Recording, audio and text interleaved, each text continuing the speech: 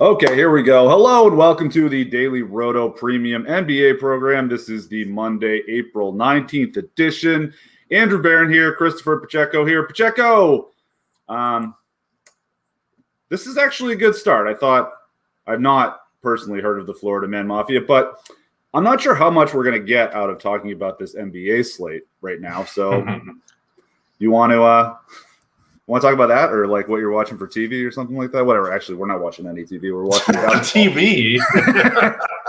Bud, listen, man. Maybe in the summer, definitely. I'm looking forward to the summer for sure. I mean, listen, I love the NBA just like the next guy, but all things must come to an end, type of thing, right? Absolutely. But this Florida Man Mafia, are you familiar? I'm definitely not. Have no idea what that's all about. I'm also I'm only 30. And you might ask me a lot of things about culture things, and I wouldn't be able to name it. Not a single thing. Okay, that's fair. Unfortunately. No, I am nothing if not an insufferable hipster. So, like, I have plenty of serious culture takes over the years. But no, I'm not familiar with the Florida Man Mafia. I'm familiar with the Florida Man and all of his glory, but not other than that. What's up, James? First like, yeah, appreciate that on the unlisted stream. We like it though. We still like it. All right, yeah, let's get into it. There is basketball to talk about. A lot of island games, at least, so you'd think that would be easier for injury reporting. But what I was alluding to is just like everybody's questionable tonight, so there's going to be some chaos. That'll be all right. We will be here for you. We will help you prepare for it. But a bit of what we're going to talk about now is subject to change. I think one thing we could start with is Cleveland and Detroit, because Detroit is not as subject to change. We know that they are down half the team. Jeremy Grant, Corey Joseph, Mason Plumlee, Dennis Smith Jr., Rodney McGruder, Wayne Ellington, and now Sekou Demboya will all be missing tonight's game against the Cavaliers. So who have we got? I mean, there's a lot of value here. So what are we going to do about this? Well, I think the main thing with Detroit tonight is that I believe that they're down to 10 available guys.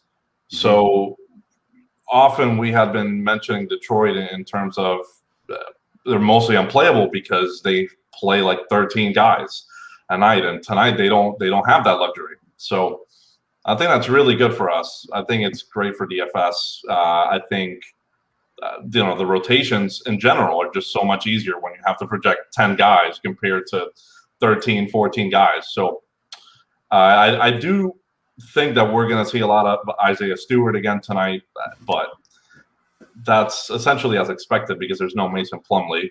They do have Jahlil Okafor now. They also have Tyler Cook. So they have some guys that can play center, and Cook can play multiple positions. So he doesn't have to be subject to just play backup center. But those are not really the guys that you're playing. You're going to be playing Isaiah Stewart, who has a shot at 30-plus minutes here. As long as he can, one, avoid foul trouble, and two, the game is reasonably competitive. But he's not the only one. It's Josh Jackson, Frank Jackson. Sadiq Bey is definitely a guy that should be playing 30-plus tonight. But Frank Jackson and Josh Jackson are two other guys that have a reasonable shot at doing that tonight too. Yeah, I think so too. I'm trying to think. I feel like the most instructive thing to talk about here will be like, which guys shouldn't you play together? Because I think we'll generally recommend a sort of max 3, and I might do max 2 for big tournaments. But for me, it's like I don't really want to play Josh Jackson and Frank Jackson together because they're both quite reliant on usage and getting their shot. Isaiah Stewart, I'm not as worried about, right? I mean, he will benefit some from his teammates missing shots because he's a center. So if he gets 3-4 putbacks, that's definitely like his easiest path to a smash. But, Saban Lee, more of an assist guy, so I'm not as worried about him. He's not as big of a scorer. Diallo, I guess, is more of a scorer. I am more worried about him. I don't know if I'd play him, but the two that stand out to me most to not play together are Josh and Frank Jackson, because for them to really smash, it's like they scored 25 real points. Agreed. I would agree with that. On Diallo, by the way, he has been healthy, essentially healthy scratched last couple games here. he had a knee issue that was on the injury report. Then he was active, and the coach still didn't play him because I guess the medical staff didn't clear him to play. So that's really tricky because if Diallo doesn't play tonight, that leaves him with 9, and we won't necessarily know if he's going to play because he's not on the injury report anymore. Right. So that's really tough. It's tough for me to recommend Diallo when he could just be a healthy scratch again. So as much as I'd like to, I just can't. I can't do it on this late size. Maybe on a 4-gamer or something, I would probably say something different. But 9 games with more value coming later, no way. Yeah, I don't think so either. On the Cleveland side of the ball, Larry Nance will not be playing. But other than that, they're clean. They're going to have Jared Allen around. I think he's a pretty nice play tonight. Yeah. But there's not like a ton of big injury news. But there are some plays you can certainly get into. I like some, Garland and Sexton where their prices are in check. And then Allen makes for a strong play. I think he's probably my favorite, but should also be the most popular guy on Cleveland tonight. Anyone you really like keying in on that you feel like you need to have as a run back if you're having more than a couple Pistons or whatever? This is more of a site-specific conversation, I think, because DraftKings has priced all these dudes, these Cleveland dudes, really appropriately. Like Sexton 7,400 over there, Garland 7K, Jared Allen 7,500. Like those are really, really tough prices to pay. And then Kevin Love is 6,500. He's the one that on the surface has the best price tag. But my challenge with him is just like, from a ceiling perspective, Sexton and Garland are both around. And now there's Jared Allen. And so he really, puts a lot of pressure on him playing 30-plus minutes, which on an island game, I think that is, especially with Larry Nance, I think there's, it's a good bet that he plays those minutes. But I just think he's okay, and that's it. And so from a tournament perspective, I'm not really digging anyone on this Cleveland side on DraftKings. On FanDuel, Jared Allen 6,800. I'm buying into that. Kevin Love 5,900. That's a way more reasonable price tag over on that site. Even Garland 6,800. Like I think FanDuel just made it a little bit easier for you to have exposure on Cleveland. DraftKings, not so much. Yeah, they really did. And the thing with Love, I don't know. I feel like people are going to make an argument that like, with Allen back, he'll be playing further away from the hoop, therefore the rebounds. But I wouldn't worry about that. He's like never been capable of playing center defensively and hasn't really very much in his career. So even in his rebounding heyday, which he is a little bit down this year, he's at like 16.5%, I believe, on the year, which is good. It's quite about it's above average. It's above average even for his position. But it's not like he's been an absolute monster in the past. That's not there anymore, but I'm not really worried about where he's playing as far as his rebounds go, because so much of it with him is, not instinctual, but just sort of training about like what type of shots are going to end up bouncing into what direction. So he'll get his if he's going to get his. I'm with you that the stealing is a little bit scary. And so, on FanDuel, it's more of a buy. And that's really true for all of them. So I think you stated it quite well there. Next game we got here is the Curry Bowl. We got Golden State and Philly. Yeah. Pretty good real-life game. I mean, obviously you don't live under a rock and are familiar with what Steph Curry's been doing lately. It's just like the dumbest thing. He has there was something about the number of games with 10-plus threes of all like players ever, and he has like 20. And like the other active, like Dame has like 3. All these guys you think of as being like sort of in his league are quietly just not even close. I mean, he's the best shooter ever, and he's really shooting well lately. I'm not really all that worried about this Philly matchup, even though it is uglier for him. Steph makes for great leverage. He's going to be pretty low owned, and he's just been absolutely bananas. I make the joke that Seth Curry I made the cover photo, a picture of Seth Curry guarding Steph Curry back in his Trailblazers days, because he was like the guy that was giving his brother the most trouble in that series they played against one another. I mean, the Blazers didn't really have a chance just because that was back when the Warriors still were just unstoppable. But Steph did do a reasonable job on him. But regardless, I do like Steph Curry this evening, and I think he's going to be low owned. I think he's solid leverage. Golden State has a somewhat clean injury report, except that they are really thin up front because they're going to also be without Juan Toscano Anderson, in addition to Pascal and obviously Wiseman. Yeah, and Oubre is in that injury report. We saw a note over the weekend that even if he played, he's going to come off the bench. I wonder if things would be the same if Curry can't give it a go tonight, because he is questionable tonight. He messed up his ankle in that game against Boston. I believe it was like Kerr said it was a tweak, so not really a sprain, but those tend to swell up as well. So we'll see. They could very easily punt this game. It's going to be a really tough game to win at Philadelphia. But Andrew, we had mentioned on the show that Curry's rates were about to take up. They were about to go up yet again because Wiseman wasn't around, and that's exactly what happened. And they're so much better offensively and defensively without Wiseman on the floor. Like, they've been really good lately, and that's largely because of no Wiseman. Like, the offense is incredible with Steph and Dre on the floor still. Yeah, and no Kelly Oubre as well. I think has quietly benefited them a good bit, believe it or not, with Bazemore in there as a starter and Kelly potentially coming off the bench. That might be another pretty big plus for them in terms of real life basketball. But the rates for Curry have been incredible of late, and obviously he's shooting tremendously, but 38% usage rate here over the last 5. And the thing is, the Warriors are still competing for this playoff spot. So as long as Steph is able to be active and play, you're going to see monstrous rates, and he just has to cash in on efficiency, which he often does. So you end up getting some pretty darn good games out of him. I'm still into some of that for sure tonight, even though the price tags are still on the rise. The challenge I'm having with the Warriors, if Curry and Oubre can play, is I don't know who else to play, because everyone else seems to be priced really appropriately. You might be able to give Draymond a stab on FanDuel, but these aren't great price tags for Draymond. They're just not. No, they really aren't. But they, the price tag's on Draymond. I'm with you. Sorry, I had a bit of a glitch there for a second. But yeah, the Warriors have been playing. They are on one. Like, they're definitely fully in. It looked like a couple weeks ago that maybe, punting on the playoffs this year might be a good idea. But last 2 weeks, they're 5-2. They're second in point differential, plus 11.3 per 100 possessions, 4th in offense, 5th in defense. The Clippers are the only team playing better than them right now.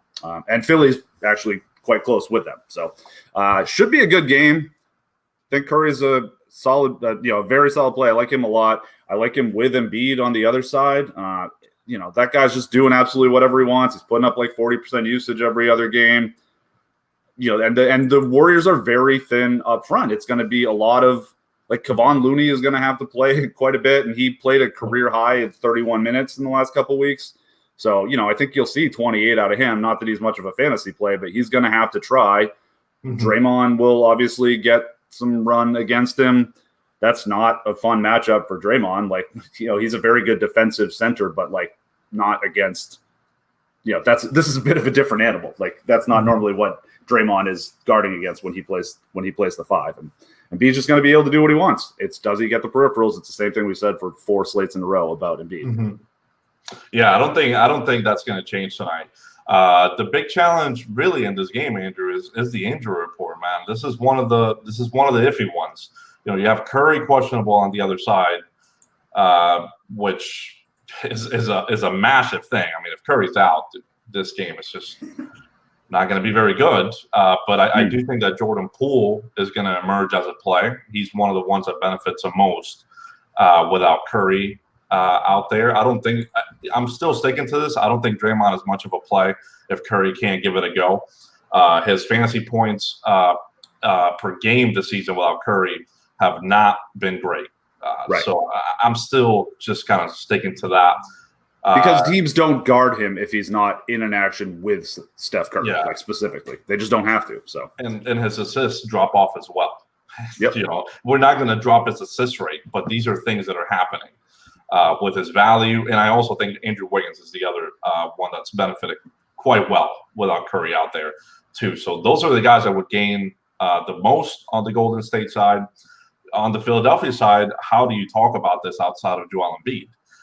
They have Seth Curry, Tobias Harris, Dwight Howard, and Ben Simmons all questionable tonight. And George Hill, who hasn't played for him yet, but could. Yeah, he could. I think they're going to bring him really, really slowly.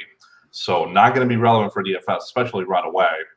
But Tobias and Ben being questionable. Listen, Joel Embiid is a monstrous play as it is. I like him quite a bit.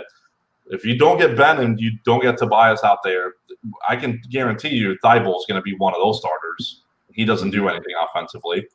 I mean, Embiid already has a 35% usage rate on the season. He doesn't need more, and he's going to get more tonight if Toby and Ben can give it a go. So it's a challenge to talk about this game because it's so unsettling with the injury report. But I do like Embiid quite a bit, and if Curry can give it a go, I would still recommend him.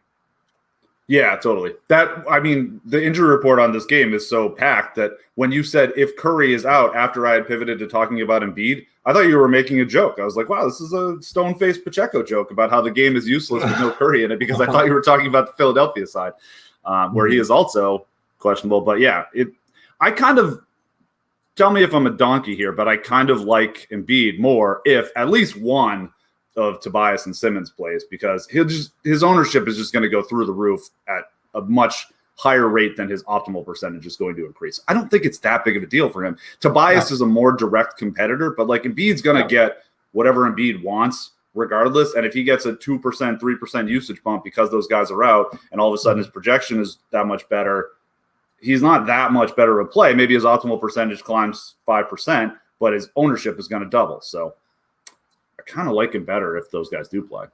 I agree with that.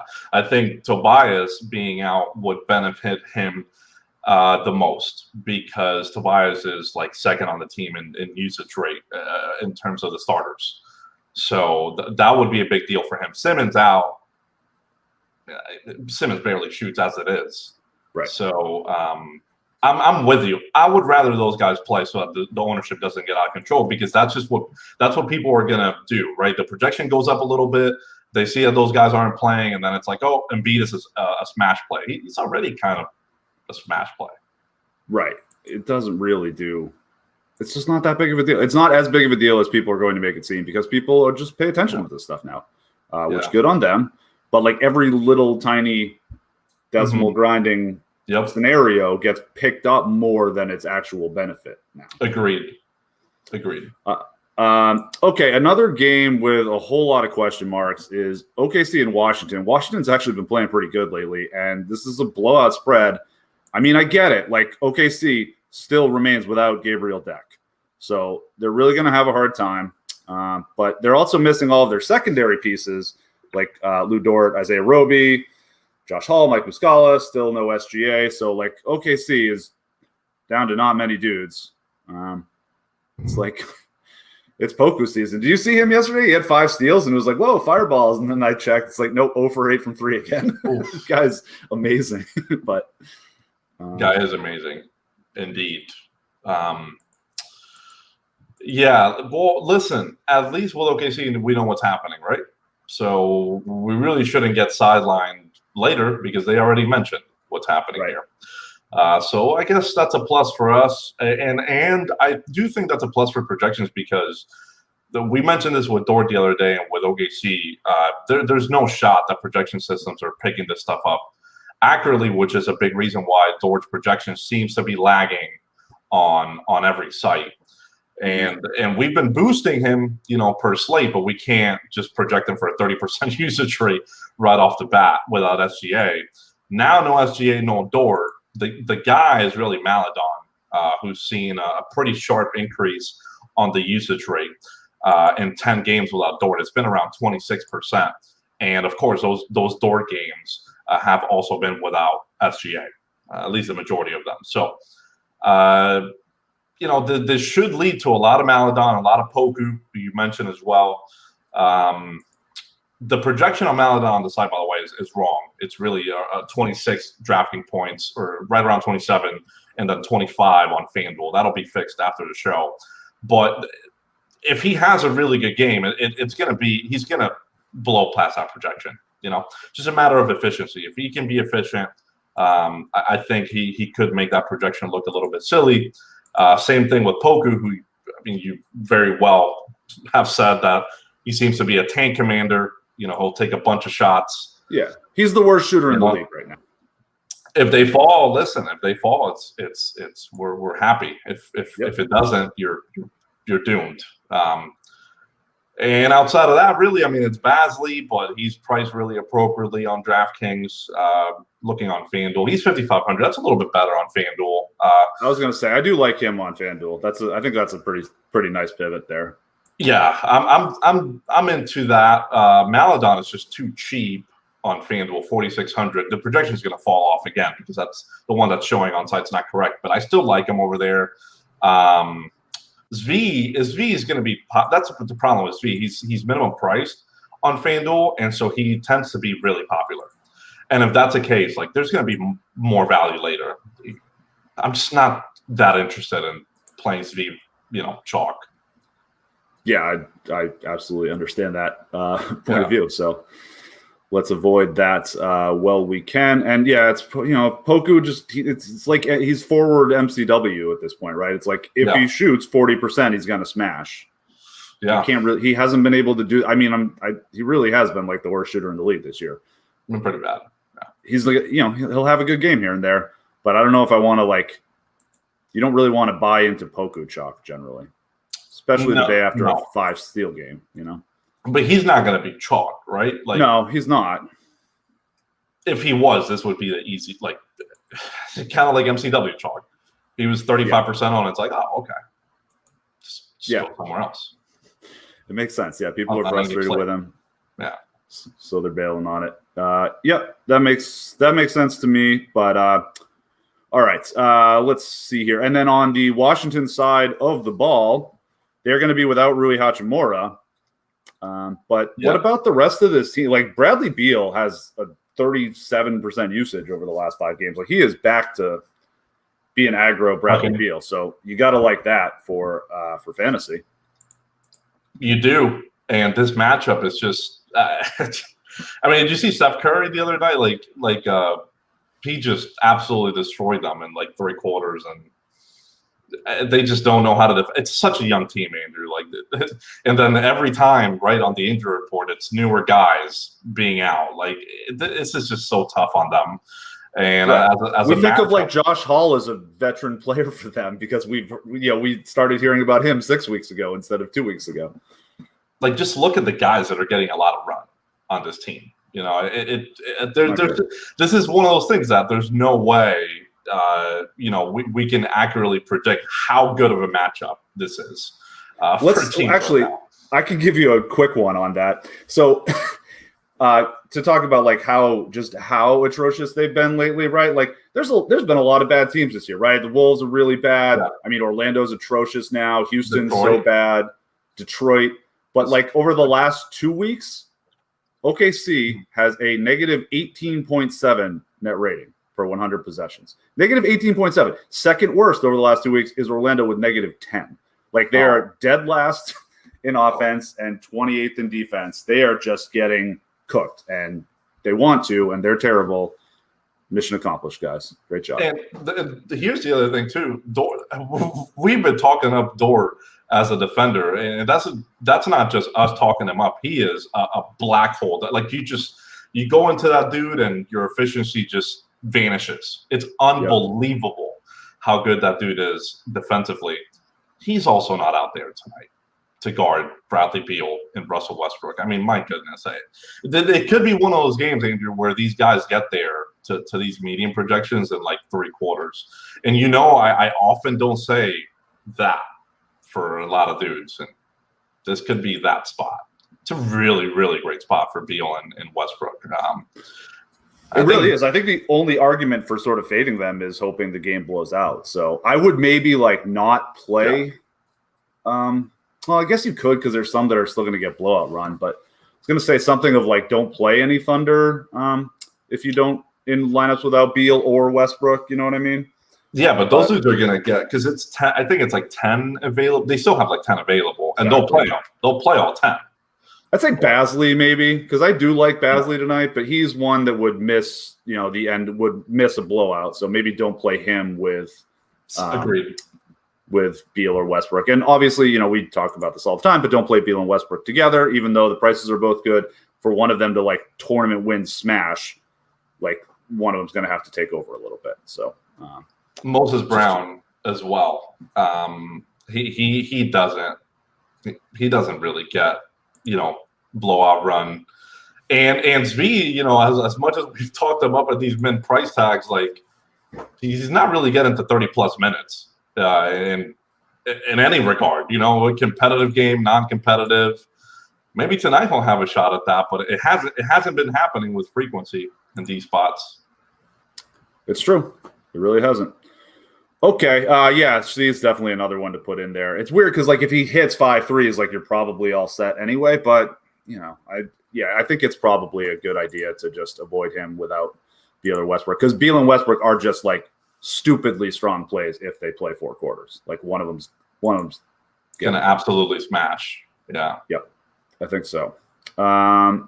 Okay, other guys that could absolutely smash. Let's talk about this Houston-Miami game. They are both on the back end of a back-to-back, but Miami is crazy shorthanded. So we are going to see just insane Jimmy Butler chalk on FanDuel, where he's going to go back to those, when he was an $11,000 player a month ago before everyone came back. They're down everyone again tonight, and now he's back down to $9,000. It's a little trickier on DraftKings, but he's still going to be pushing 30% on there. But FanDuel, it's he's kind of breaking the algo, and it's saying 70%. And so it's going to be 50, 70, somewhere in there. He's going to be the highest owned guy on FanDuel, barring some more crazy value opening up later. Yeah. Jimmy himself is Q tonight. So right. We'll see. We'll see if he can give it a go. He didn't play yesterday, but presumably, I don't know, maybe they were just resting him on the front of the back-to-back. I know his ankle was bothering him, so it makes sense. But if he plays, he's a smash play. And the biggest deal for him is not Hero out, it's Bam out.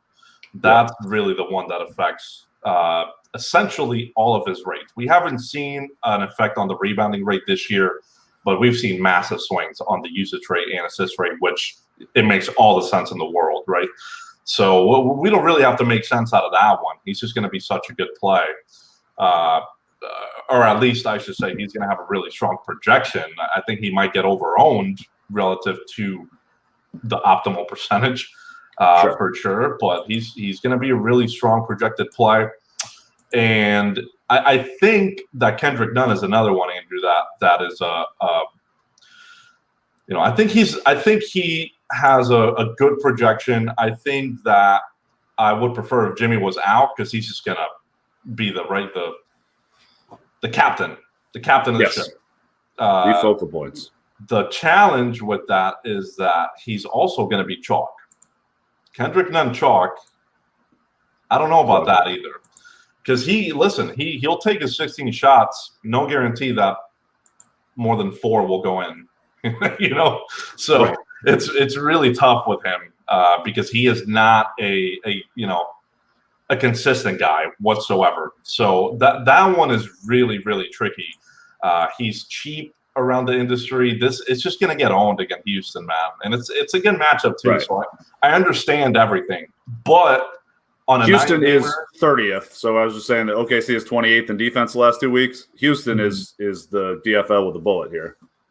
Yeah, dude, it's a great matchup. It's a great spot. It's just the name. It's just the guy that we're talking about. He's certainly not as consistent as someone like Jimmy Butler on this team, and you could see that chalk just crater. So I would rather pivot away if he's going to be this chalky. I have my questions about Dragic. He's on the injury report. Right. As Q. It's a second out of back-to-back. That dude can't – I mean, he's been having maintenance days for forever. I can't imagine he plays. Right, I think so too. Iguodala's Q as well. Those guys should just get rested tonight. It just makes too much sense for it not to happen. We honestly, the thing with that is we probably won't see anyone get become a play with those guys out, because some of these, KZ Okpala, and it's just they're really rough for fantasy. So yeah, I can't imagine they pop I think the other one worth mentioning is Dwayne Dedmon, actually, on DraftKings. Minimum price. I think people are going to take a look at that because Bam is out. He should be playing some center minutes tonight for sure. It would be safer if he were to start. If he comes off the bench, I can't feel great about a 20-plus minute projection, even without Bam out there. I'm not going to feel good about it. So we'll see what they do with their starting lineup. But if Dwayne Dedmon is out there starting, I think minutes in the 20s is a real good possibility there. Yeah, I think that's fair. And, good offensive player. He plays pretty far away from the basket in general, but that's fine. Whatever. He's not going to get you a ton of rebounds. You're hoping he gets you a fair amount of threes. But, yeah, I'm with you. I don't think Dragic would play either. I think he's probably a dog to get in there. And then we're looking at like over 30 and 40 for usage and assists for Jimmy Butler, which is just like nuts. And then we're probably going to look at 25, 30% on Kendrick Nunn. So I would certainly be reticent to play Nunn and Butler together. I think I'd be careful about that. Man, this is the type of match. This is the type of matchup that both can absolutely get there, especially given Nunn's price tag. But I'm still kind of with you. Though. Rather play them separately and hope Nunn just doesn't get there if I'm underweight. Right, or play both of them. Right? Because if Jimmy just goes absolutely nuke and scores 60 plus, like Nunn's probably not getting much over 30, which is that's the scenario you're afraid of. If you don't have both of them in tournaments, is like the Jimmy gets 62 and Nunn gets 34. But I think that's pretty dodgeable. And then if Nunn really has a strong game and he gets over 40, like Jimmy's probably getting 50. So I think there's ways to dodge it without both of them together pretty easily. But I don't know. They're very strong plays. They're both such. It's so much about their own usage.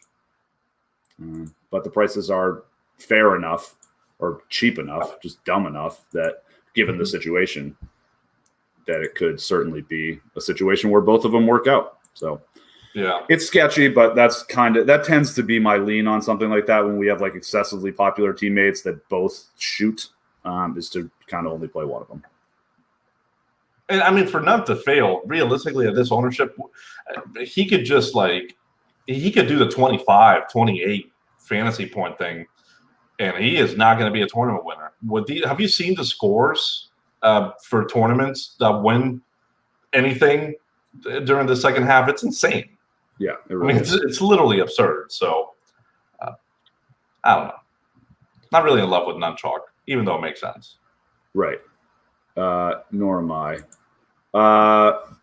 Conrad asked, do you think Dedmon is a stronger play versus a guy like Daniel Gafford? I don't really have a strong opinion there because Dedmon's value comes from shooting. So like any traditional center is going to have a hard time against the pick and pop.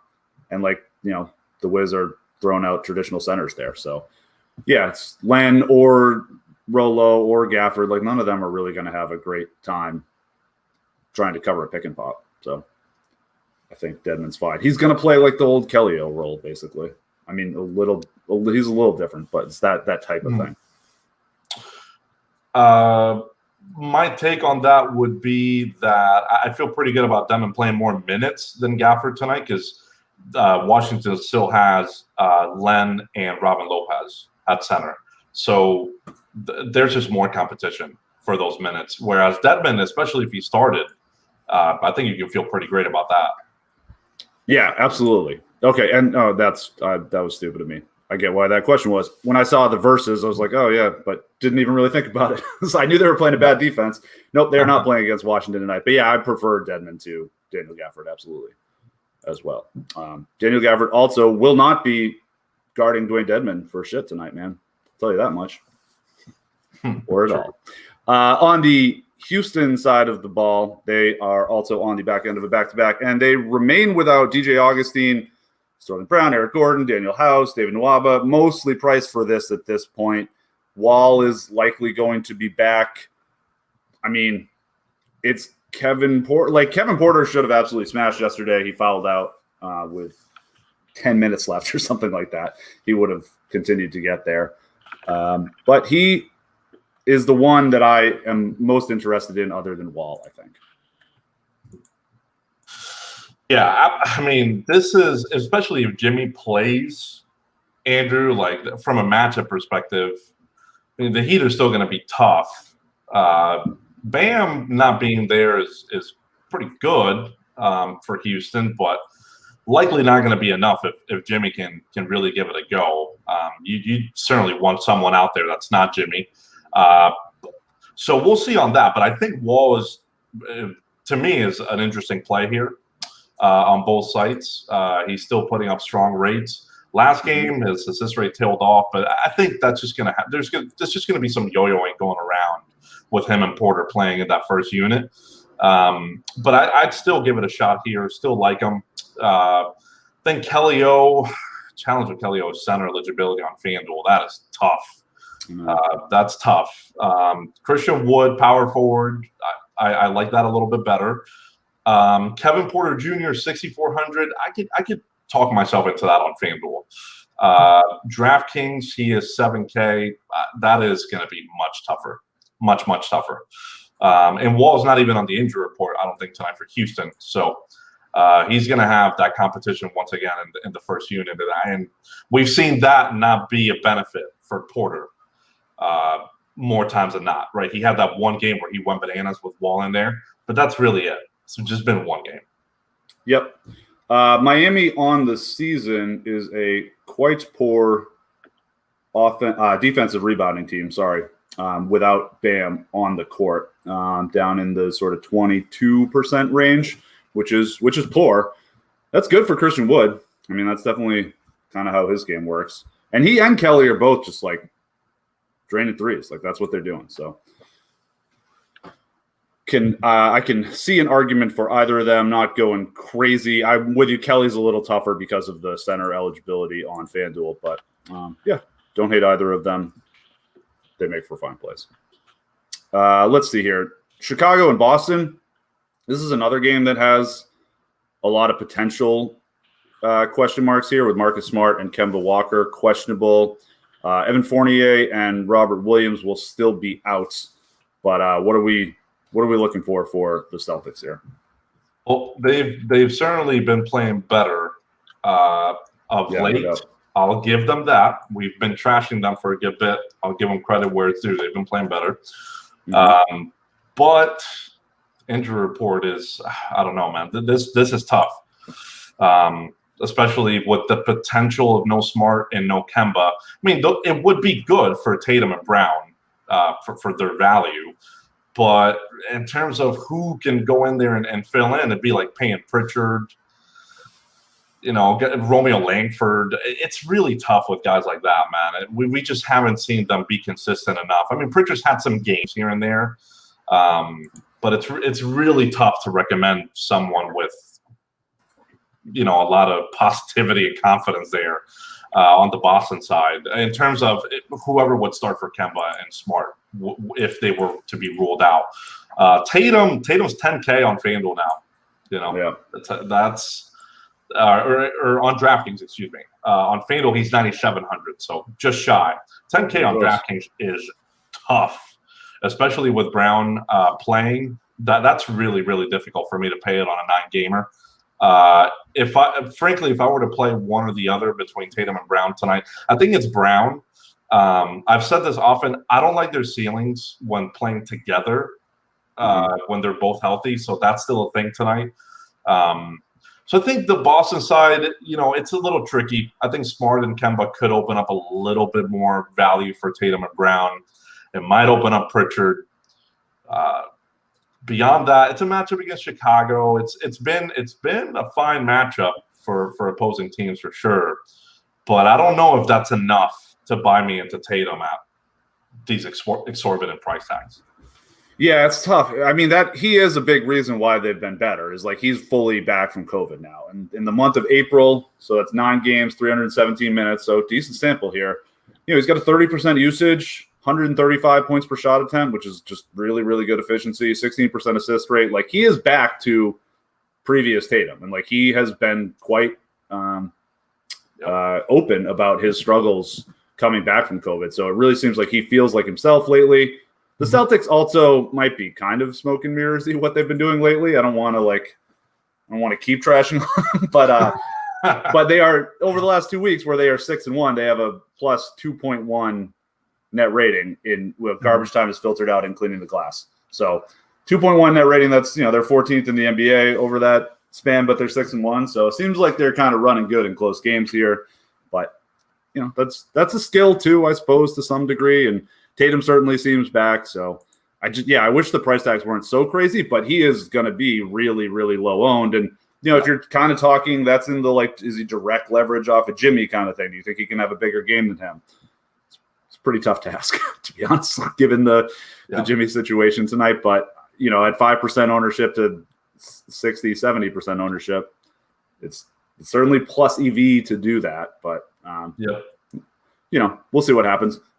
On the Chicago side of the ball, they're pretty clean injury report. Zach LaVine did test positive for COVID, so he will be out a while. He's basically done for the season, or as far as a fantasy play, because it'll take him a couple weeks to get his lungs back, at least you'd think anyway. So, but that's it for Chicago. We got Daniel Tice revenge.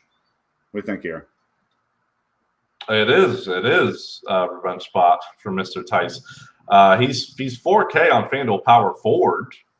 So, just forget about the revenge for a second. That's just not the worst thing ever, as a starter. Right. He's definitely one of those guys that will get in there on optimals because he's going to project for 22 points. And it's that's nice, but he is going to score between 18 and 27 points. He's not blowing through that. So be careful. Now, he is playing power forward as well because Vooch is the center and, and the most he'll play really is 28-ish minutes unless there's an injury or something. His stat is still there. Laurie is still there. So it's tough on Tice. But the price tag is not horrible. Positional eligibility, not horrible at all on FanDuel. So those are some things I like about him. But you're right. That the range of outcomes there is pretty tight. Probably not a tournament winner. I still think this is mostly about Vooch, Kobe White, who is now starting and playing, has been playing over 30 minutes here of late, even with Satoransky back in the mix last game, Andrew. That was one of the bigger surprises that they really didn't play together. In fact, I don't think they played together a single minute. So they just split the point guard minutes, in terms 33 and 15 between White and Satoransky. And if that's the case, Satoransky's value is just going to just get destroyed. But White playing, around 30 minutes is going to make him a relevant play in DFS. He's 4,700 on FanDuel, 5,400 on DraftKings is a little bit more appropriate, but I still think that you can give him a go. He's showing as neutral value-ish, which I do agree with. But I think if, Kobe's one of those guys when if he has a hot night, he can deliver. He can deliver value. So I like him. Yeah, and he is a guy who would get it would be a pretty nice thing for him if Marcus Smart doesn't play. Yeah, sure. Sure. Worth noting there. Okay, last team that's a real mess is Indiana. They're on the back end of a back-to-back. They play the Spurs, and we've got Lamb, McDermott, Sabonis, and Turner all questionable. So we're waiting on news there. Do you have a lean? Have you heard much, or is it? We've seen some of what's going on with this team lately when they've had some of these guys out. Yeah, for sure. So the thing with these guys is that they actually played over the weekend. And so what I've seen out of Indiana has been pretty consistent in terms of, if a guy gets really, really hurt during a game, like Miles Turner did that one time, or even Sabonis got hurt during a game and he was removed and didn't come back, typically those guys miss the next game or at least the next few games. McDermott, he just hasn't been playing of late due to that issue that he's been having. So if he remains out, it wouldn't be surprising. If Sabonis and Turner are out, I'd be a little bit surprised because they just played. And these are the issues that have come up on the injury report have been things that they've been dealing with throughout the season. So my lean is they play, and if they do, things are pretty status quo here in terms of projections. So I think, Sabonis is a fine play on FanDuel, 8,700. LeVert, the price tag just doesn't move. And it's because he had a few good games there with those guys in there, and the price isn't budging. But it's still a tough price to pay with Sabonis and Brogdon in there. LeVert really needs Sabonis to miss. Turner really wouldn't be impactful. It's Sabonis. He's the guy that does a lot of, ball handling, assisting, stuff like that. So I think that one would be pretty big for LeVert and for Brogdon and their rates. And if both Sabonis and Turner are out, or even McDermott as well, I think this might be a Goga slate, which right now we only have one projected for a handful of minutes. But you know what I mean? If all of those guys are out, I think Goga is going to be. We've seen him be a thing once this year, and it was with those guys ruled out. So I think he'd be a thing again tonight. Yep. He is 5K on FanDuel now. He was 3,500 that night before. I think he did score like right at 30, right? Which is it was something like that. Yeah, which is great at 3,500, but like right at 30 is not really at 5. No. So if he were to do that again, that's probably not great for him. So if he becomes like huge chalk, I think I'd be comfortable taking an underweight position, especially at center where there's a lot of dudes that have the opportunity to just blow through the projection. Someone's probably going to put up a real smash buy. I mean, we're talking about like trying to be underweight on Kendrick Nunn, who is probably going to score right about 30 at right about 5K. So it's even easier to do that with Bitadze, who's a center, right, on FanDuel as well. Yep. He is a center. I think it's just two very different conversations. Because on FanDuel, I'm 100% in agreement with you. Like 5K for that dude, without those guys in there, it sounds pretty appropriate. DraftKings, he's 3,900 on a site where you can play multiple centers. And if he just does 30 at 3,900, like that's pretty darn good. Yep. So I think it's a very different conversation on both sides. I think that's true. Yeah. So 3,900. Yeah. When you can play multiple centers, absolutely still play there. He'll be more owned because of that. But, if he gets into, Turner and Sabonis are out and he's projecting for 28 fantasy points and gets into like the 18, 19% owned center conversation, it's pretty strong under on FanDuel. Pretty strong under. For sure. They play against the Spurs. I actually sort of liked Pirtle in this matchup against them. I mean, Indiana's just a horrible rebounding team. They have been for years. Pirtle's one of those dudes like that can get a lot of that. He hasn't been great lately, but the price is down, 5,900. He's a good rim protector. Yep. 1% owned. It's not like the craziest thing in the world to me to take a couple stabs on a big slate like this. I have had to have recommend worse. Like we've recommended worse on the show than Pirtle 5,900 on FanDuel.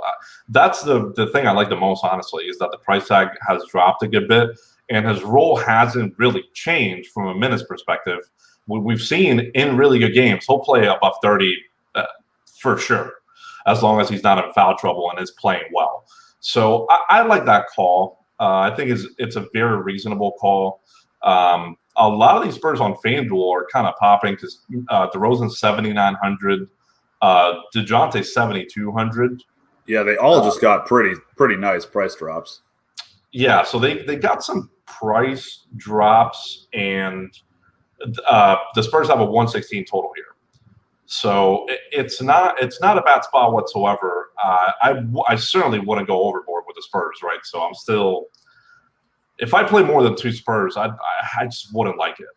I just wouldn't like it. There's just the odds are so against their favor to be 3 tournament winners coming out of the Spurs tonight. I feel like there's no way. So I would do 2. I'd be comfortable with 2, no more than that. And frankly, I'd rather just do 1. Yeah. Same. And I mean, part of me talking myself into Pirtle is because I'm like looking, my boy Keldon Johnson just got a huge price drop. Now he's going to be 15% owned or whatever because he's 4,200. Mm-hmm.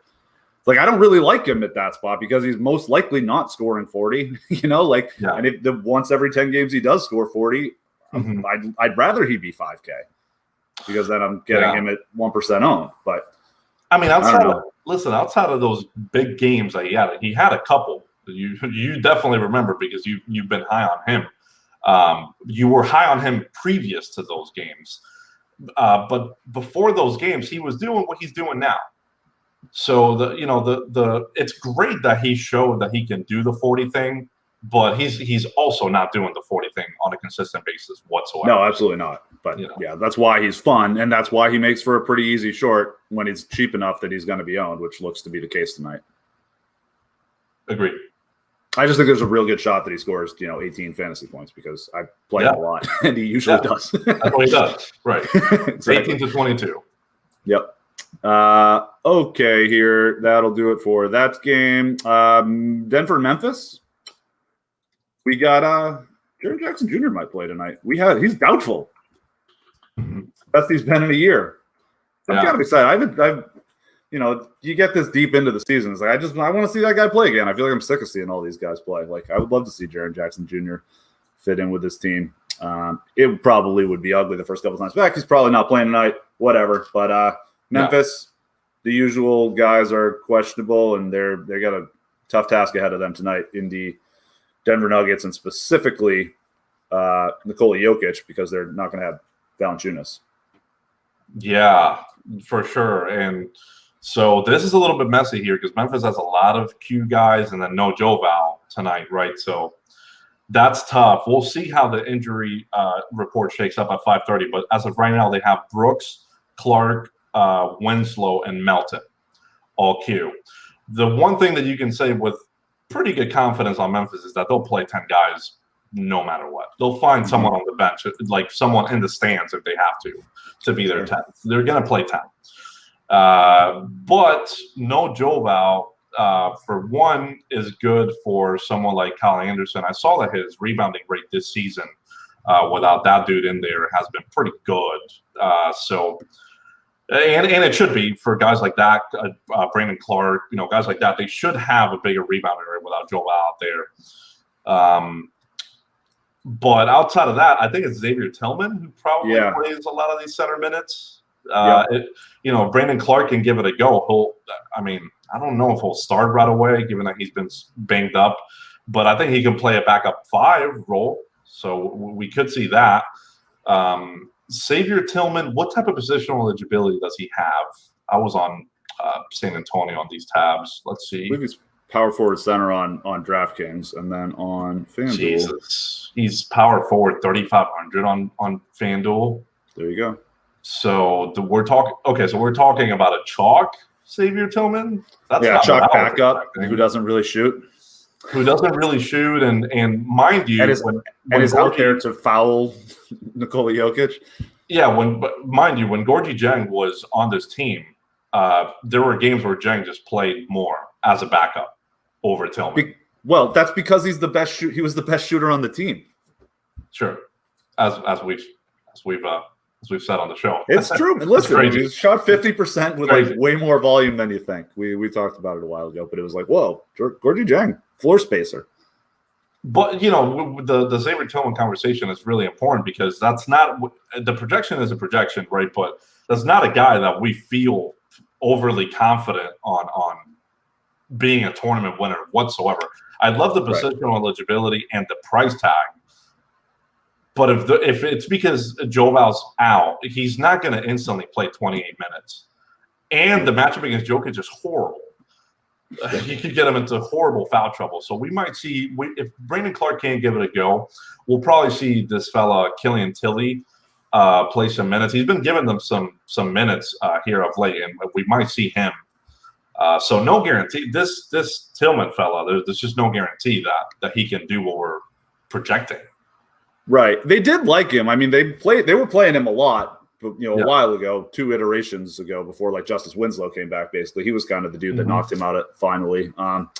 But and what are the odds that Tillman closes? Like pretty low, right? Because like presumably they're getting their ass kicked by the Nuggets, right? I mean, whatever. If it's hanging tough and he's doing a really good job on Jokic, he'll stay out there. Yes. But presumably they're down and they're playing catch up. In which case you absolutely are not putting that guy out on the floor. You're playing your better offensive lineup, which is going to be Clark or Justice Winslow at the 5, or maybe even Kyle Anderson or something. You can't play. You're not playing Xavier Tillman if you're down 15 making your last gasp to try to get back into the game. No, and this is a game at Denver. I realize that on the other side of this game, we have no Monte Morris and no Jamal Murray, which should be good. It should be good for Campazzo and PJ Dozier, without question. The challenge is that Campazzo starts and then his rates are just not. They're just okay, right? It's essentially what we've seen with Monte Morris. Right? Jokic is going to beat James Harden tonight.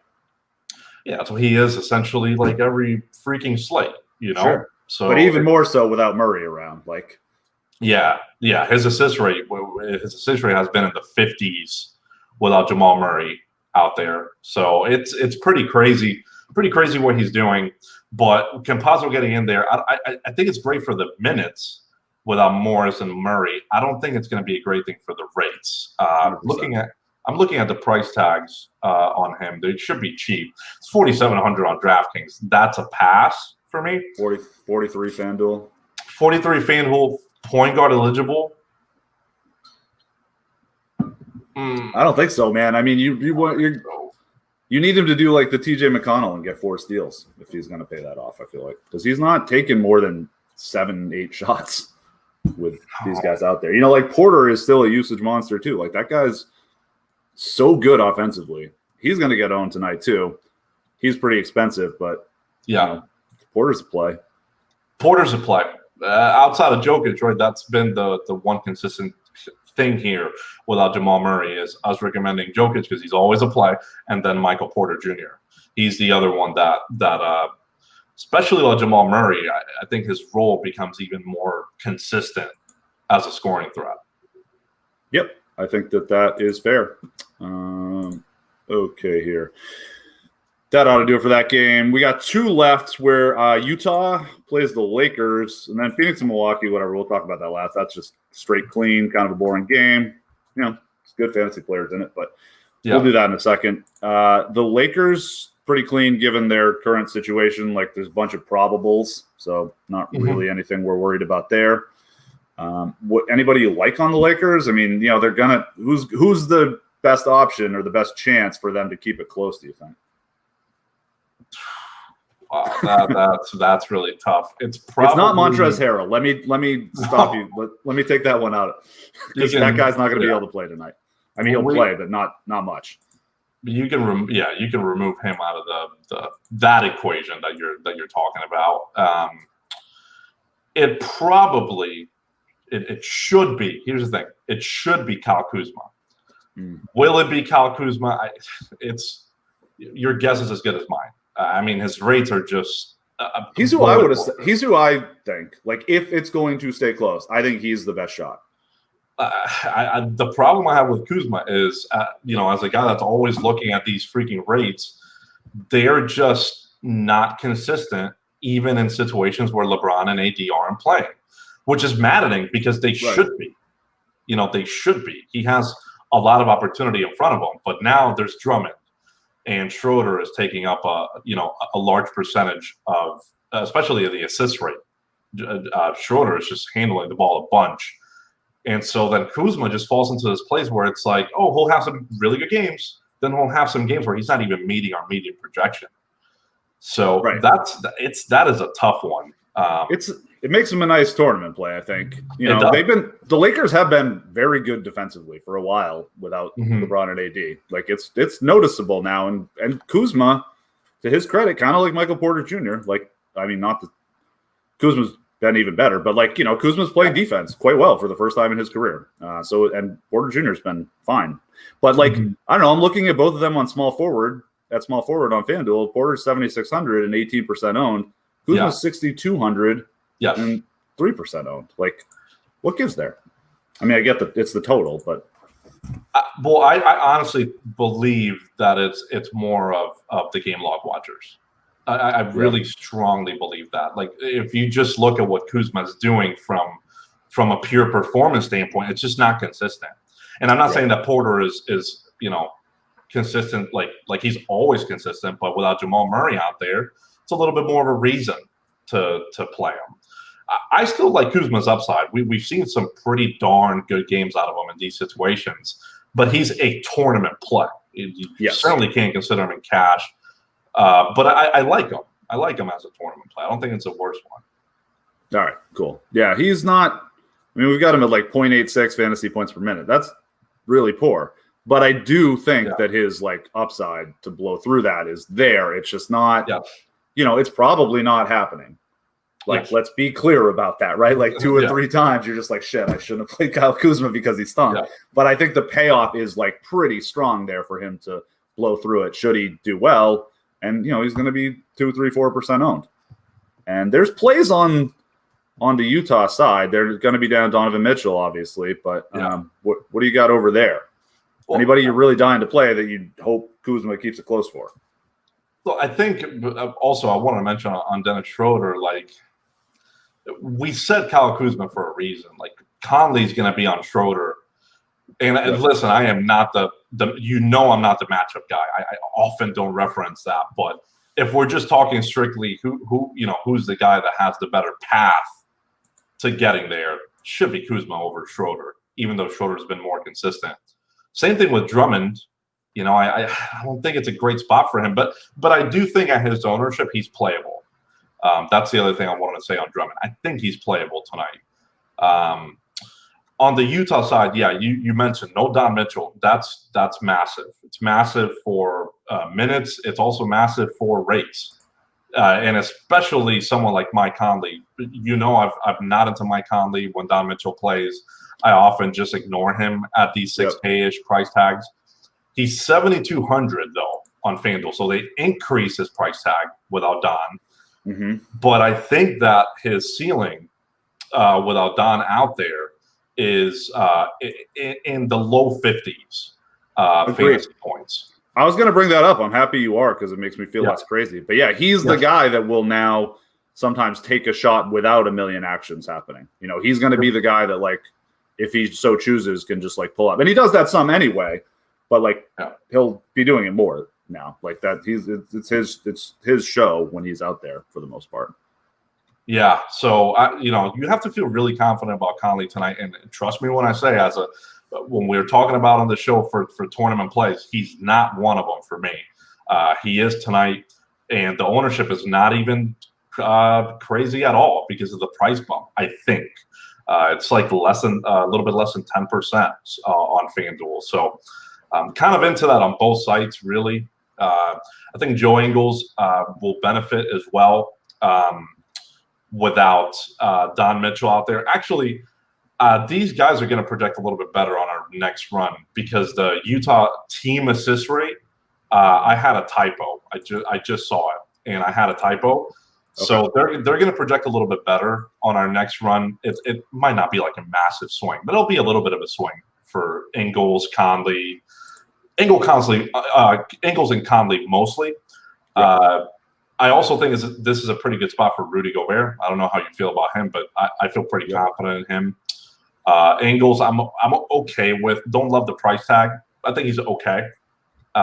Clarkson, let's see the price tag on Clarkson. 6,100 on FanDuel. I think that's playable for Clarkson as well. I think so too, because like he has a real shot to be, in a way that Ingles doesn't, to be the sort of, and Ingles will start, but Clarkson is going to have to just be able to do this by himself on the second unit for a bit, and like there will be a fair amount. He's usually going to have one of Ingles or Conley out there with him, but not for all of it.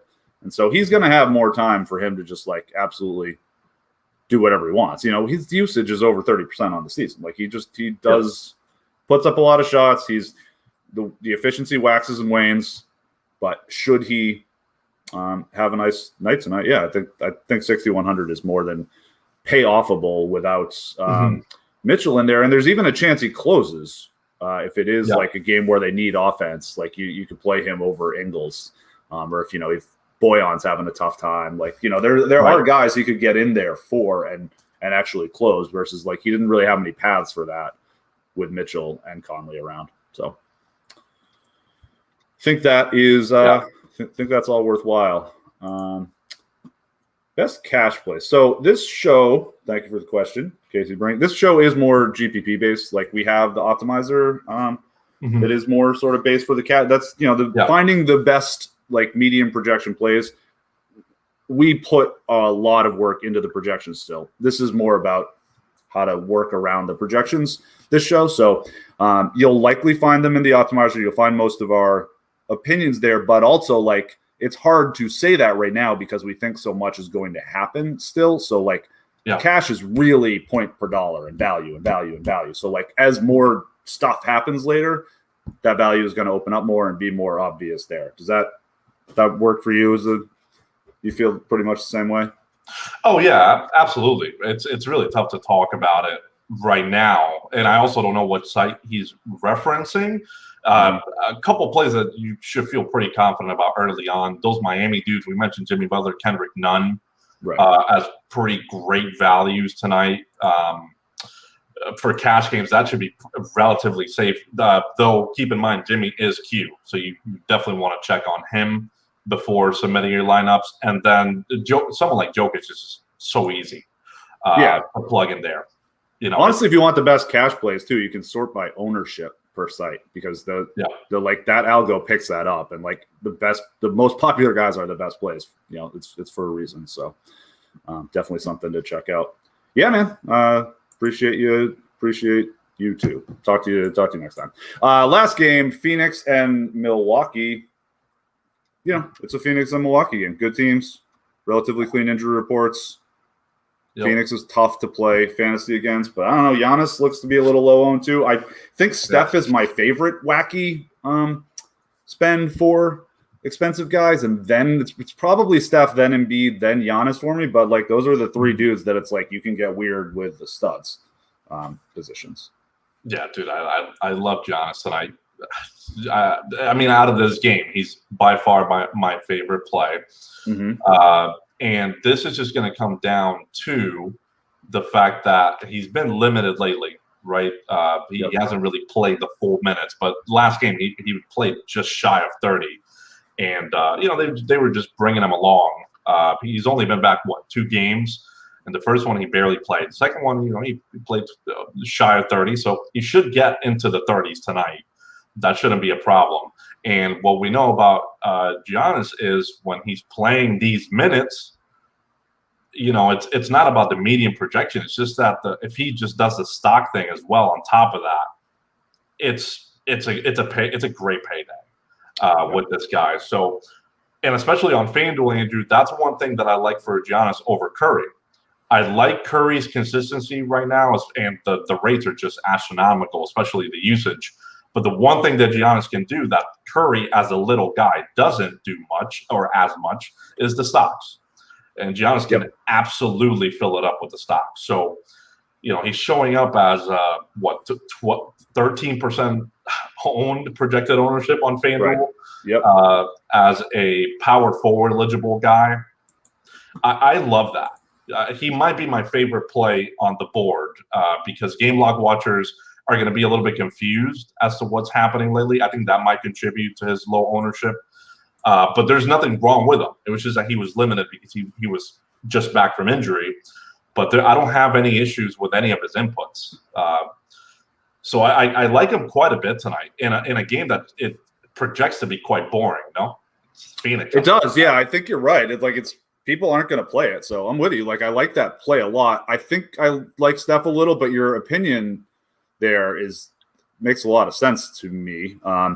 He is definitely going to have to get more of a, you know, like Steph's not doing 80. So like, I think for Steph to be like one of your premier winning studs, it's going to require, like, I mean, you can play him and one other guy. So like, you know, just Jokic really gets it done or just Russ, but like, you know, for Steph to work, you're probably hoping that Washington OKC game blows out. But it's, you know, it's got a pretty strong chance to. And if he's only going to be 6% owned, that's just kind of crazy. Giannis, same idea. It's not the most beautiful matchup, and people aren't going to be into it. And yes, the game log watchers, but he's him and then Embiid too. I think is also just because of Jokic existing, and especially if the Batatse thing opens up later, then Embiid's just going to be another forgotten guy. But those are the 3 wacky studs for me tonight. Yeah, I think that this isn't to say that Giannis is the best stud on the slate. No, right? no. Let's Westbrook and Jokic are for sure. Yeah, Cash plays, Westbrook and Jokic, yes. Yeah, like those guys. But also, like, realistically speaking, remove the matchup. Let's neutralize all these things, okay? When it's between Jokic, Westbrook, and Giannis, even though he has Middleton and Drew Holiday to compete with, what's really the difference from a fantasy perspective? I mean, really, there's barely any. I could argue Westbrook and Jokic because their rates have been so monstrous, whereas Giannis is with Middleton and Drew, they've been held in check just a little bit, but he can do the stock thing on a level that those guys can't. Yep. There's barely Jimmy's creeping into the conversation tonight because he's going to have rates like those dudes too. Jimmy's definitely in that convo tonight, and doesn't he project better than Giannis as well? Yeah, he is almost 3 more fantasy points than Giannis. He's third on the slate behind Jokic and then Westbrook. And Westbrook is just putting up dumb rates lately. His potential assist numbers, it's like 20. It's over 20 like every single game. It's dumb. Yeah, and Giannis also has the weird minutes thing that we are projecting that he takes a step forward, right? We don't really know that to be the case. What if Bud just wants to play it conservative and wants to keep him to 30? You don't really run into those issues with Westbrook unless the game could blow out, so he might have those issues. Right. And Jokic, he doesn't really suffer from the things that Giannis is suffering right now. Those are all good things for his ownership, though. Right, and that's a big part of the whole thing here, right? When you're talking about like, oh, well, Westbrook's obviously going to beat Giannis if the game doesn't blow out. And it's like, okay, sure. But like the game has a 30% chance of blowing out or whatever. Like, actually, that's even a bad example. But I think because if you look at a lot of teams, when there's a 12-point spread, people are like, oh, that game's going to blow out. And if there's a 3-point spread, they're like, oh, that game's not going to blow out. Right. And it's like, well, no, realistically, the 12-point spread maybe has a 30% chance of blowing out, and the 3-point spread has a 20% chance of blowing out. Like, they both have a pretty, it's not like that much of a big difference. So, like, that, and that is part of, that's part of how you dodge. That's part of how Giannis works, is that Westbrook's game blows out, that 100%. So I think so, too. He might need some help. He might need some help because Westbrook is in just such a nutty spot. And I guess to be fair, so is Jokic without Murray and playing playing against undersized dudes. Yeah, it is kind of a nuke spot for him. Kind of the same thing for Jimmy too. I mean, it's tough. I can see the argument for no Giannis tonight, but as I said, when things are going really right for Giannis, he can score the same amount of fantasy points or outscore those dudes. Yep, 100%, man. And Curry's another 3 points below him, and Embiid's above him. There's the projections are the projections, right? It's just like they're not as likely to happen as the public thinks they are, and so there's definitely paths for, that's why. But Giannis at 12% owned, and Steph Curry at 6% owned, and Embiid for that matter 15% owned compared to Jokic's 30. He's got Embiid has an 18% optimal, Jokic has a 20% optimal, but Jokic is double the ownership. It's just like. Yeah, sorry, the plus EV play there is to play Embiid. I would do that even in a single entry, but you're not trying to do that at every single position. It's just for Jokic and for Embiid and Jokic tonight, it's like, I don't know, play 25 or 30% of both of them. Reality of the thing. Yeah, and it's like if you are trying to win a massive, massive tournament with 60, 80, 100,000 people in it, you got to do a couple weird things, and you don't have to do a ton. It's not like you're trying to optimize based on leverage, like that would not be a great idea. But you want to do 2 or 3 weird things because at least 2 or 3 weird things are going to happen, and play a bunch of the best plays with them. That's all. Yeah. If you play Giannis and Curry, play Kendrick Nunn with them. Because Kendrick Nunn is also good leverage off of Jimmy Butler, potentially. Sure. Stuff like that. Cool. Well, that's strategy talk, too. We got the games, we got the strategy, we got it all. Anything else you want to hit? Well, we got to talk about the timing of things. Listen, I I warned everyone on this show on Friday that it could be really bad, and it was really bad. Really, really bad for about an hour there. It was really, really bad. So here's your fair warning again tonight. it's probably going to get bad. So the thing tonight is it's 9 games, but they're a little bit more spread out, right? We still sort of, except for the 4 8 o'clock games, which is good luck tonight, bud. Yeah. Thank God for Keith being around. There's 4 8 o'clockers, and then there's only 1 9 o'clock, and then 1 10 o'clock. So things are going to condense between 7 and 8 o'clock. And the thing with the 5:30 injury report is we don't always get everything, especially the Philly side. They don't ever say anything on the 5:30, and then Doc Rivers even lies sometimes about guys that he thinks are going to play, and then they don't end up playing. Yeah. So that one might just really come down to the wire, and it's a 7:30 game. So here's my thing. I think we're going to get some things at 5:30. I don't think we're going to get everything at 5:30. You can just forget about that pipe dream.